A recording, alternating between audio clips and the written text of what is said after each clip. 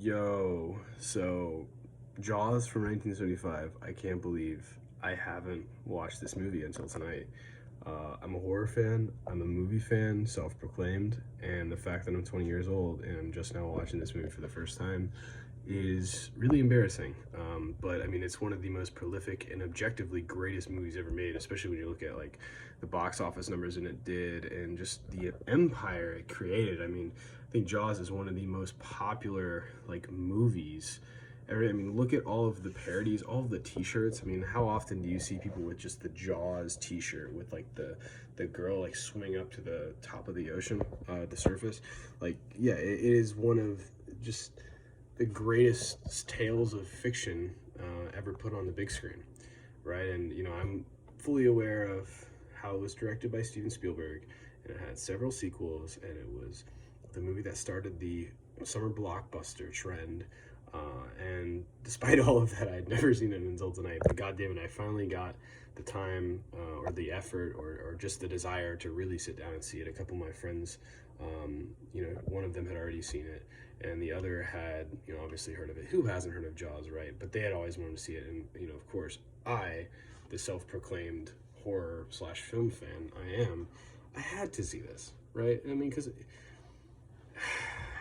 it is as good of a movie as I was expecting, and I don't know a whole lot I can say about it that hasn't already been said. But I will say, for a PG horror film, this has to be by far the best one you can ever make, because had it been released today, I probably would have gotten the R rating. There's not a whole lot of swearing, but there's not a whole lot of violence either. However, it is some violence that I guess you could probably get away with avoiding an R rating for, because there are obviously several kills by this vicious shark, aka Jaws, the Great White. But in my opinion, despite the fact that there's not a whole lot of blood and guts per se, or traditional at least, uh, there's something about watching a body just kind of go under the water and then all of a sudden just a bunch of like blood go underneath like salt water, where it's like that really dark color. Like, it's not, I don't know how to really explain it, but there's something about watching somebody's lose blood underwater, or just seeing blood pool inside of like a body of water, that's just like, ooh, like this really fucking crazy and like not creepy, but like kind of unsettling. That's just me personally. But I thought the violence was pretty A1 for a PG-13 movie, and I really think that the shark itself, they did a fantastic job of really concealing it, because this movie was made in 1975. It's over 45 years old, and the big issue with a lot of horror movies that are older, at least to most viewers, is that the effects are really bad, or the antagonist looks really corny or really shitty, and it's just dated as fuck, right? And it can't possibly be scary or nearly as effective on the horror side, just because it's so fucking old and the technology is primitive and the practical effects just do not hold up. But god damn it, that is not the case, I don't think, with Jaws, because yeah, at the end of the movie you get to see the shark a little bit more in its animatronic glory, and I will admit it's not perfect, but you know what, for 1975 standards and keeping that in mind, I think it was amazing. I can't even imagine watching this movie on the big screen back then. I mean, what an experience. But they did a pretty nice job when it comes to kind of concealing it early on in the movie, because you don't really get to see the shark in its full-on glory outside of like maybe like the fin above water until like maybe two-thirds, three-quarters of the way through, whenever the final three characters are like on their last expedition to try and like catch and find and kill the shark. And I think personally that was a really effective and a smart move on the hand and behalf of Steven Spielberg, one of the most iconic film directors of all time. And I mean, I think this is a feather in his cap for sure. Personally, if I were to have to pick a favorite scene from the movie, or a favorite part of the movie, would probably be the scene where Chief Brody is like sitting on the lawn chair, and you have that shot where the camera like quickly moves up towards him, and like everything's blurred in the background. It's just focused on his face. Shortly after the person gets attacked in the ocean, I think it's the kid who gets attacked in the ocean, and like there's a guy that's like talking to him just about like some random shit about the city, and like in the background you think that there's a shark, but it ends up being like a teenager or something, like not the one where he's pulling the prank, because that happens at one point, but just like two teens just so happen to like bump into each other or something. It's like a big misunderstanding at first. It's like a bit of a red herring, right? It kind of fakes you out, and so because you're paying attention to that just like Brody is on the screen, but he's also being talked to by this guy, and it's distracting not only the character but also the audience. It fakes you out, but then it actually ends up happening, where you know the person gets killed, obviously by the shark, by Jaws. That's probably my favorite part. Obviously, you know, I will say it's 2 hours long. The movie's a little over 2 hours long, and the first hour obviously takes place not on the boat, not on the final expedition where they go on the trip to try and catch it and kill it.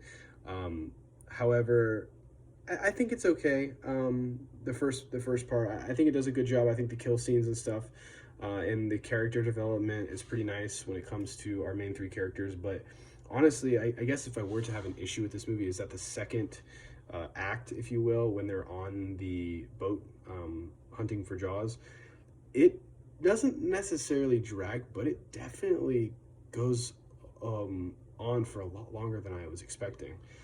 Because there's like several different run-ins they have with Jaws, and I was like, interesting. Like there's a period where it's like sundown and they get attacked by him, and like they initially shoot him and they attach the barrel to him, and then like it doesn't come back until like morning, or like, you know, there's a significant amount of time that passes on, and they're just kind of like chilling in the boat, and I'm just like, whoa, I'd be kind of on edge. But at the same time, I mean, they're out in the middle of the fucking ocean. What can they do, right? So yeah, no, I thought that the pacing was pretty good. I think that if you were to have a nitpick, that may be an area, if somebody asked me, that I could potentially point to, but I don't think it's significant enough to consider it like a really, really big problem.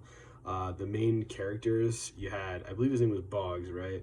Who was the student guy played by little Richard 5'5" Dreyfuss.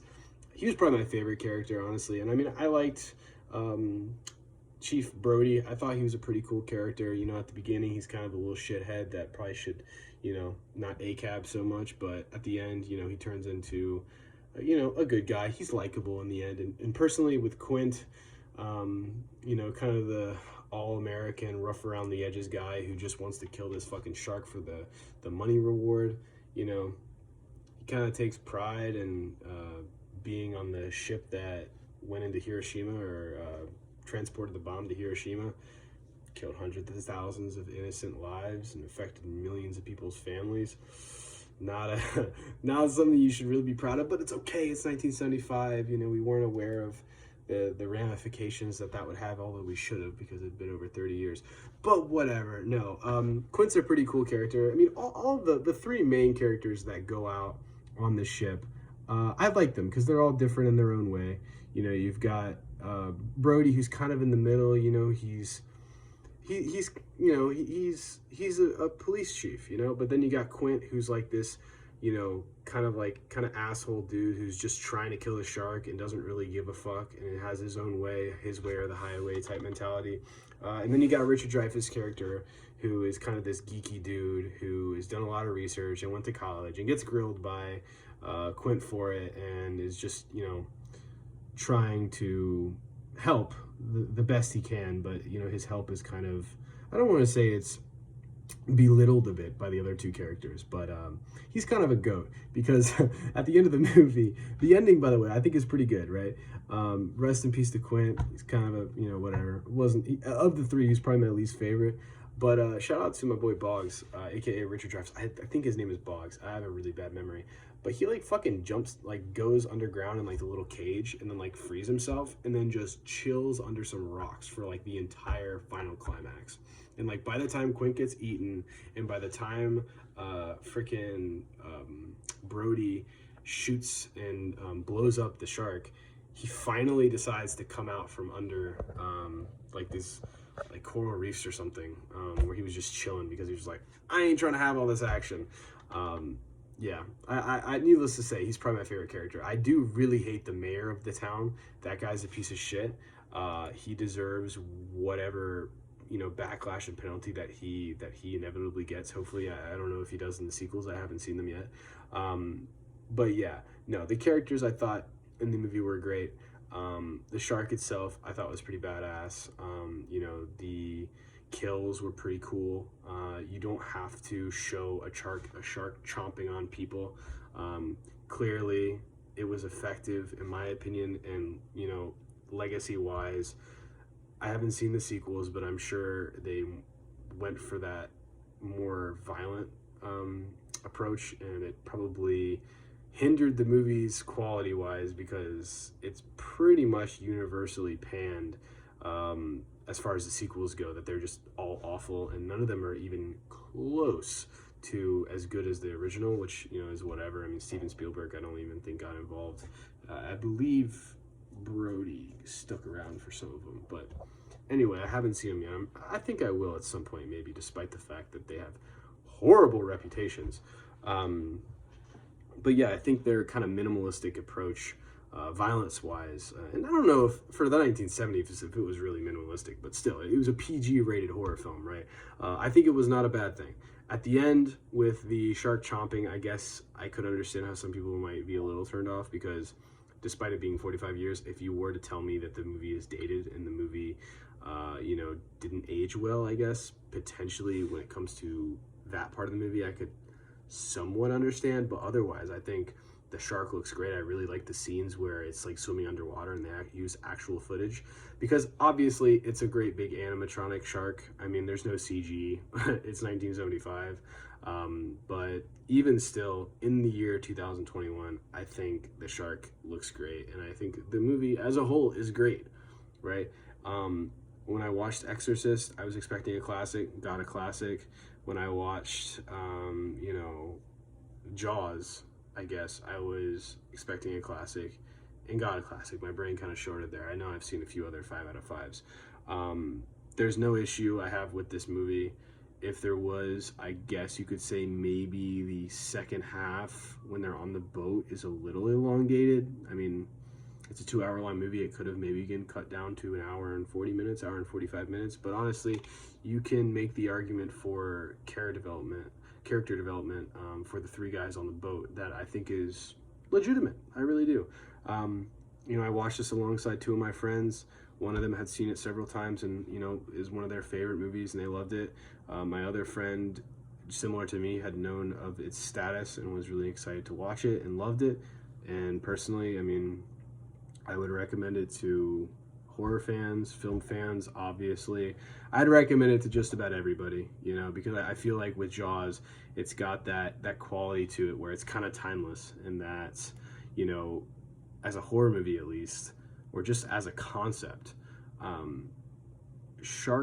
killer shark in the ocean is a realistic fear that I think can play into anybody's psyche.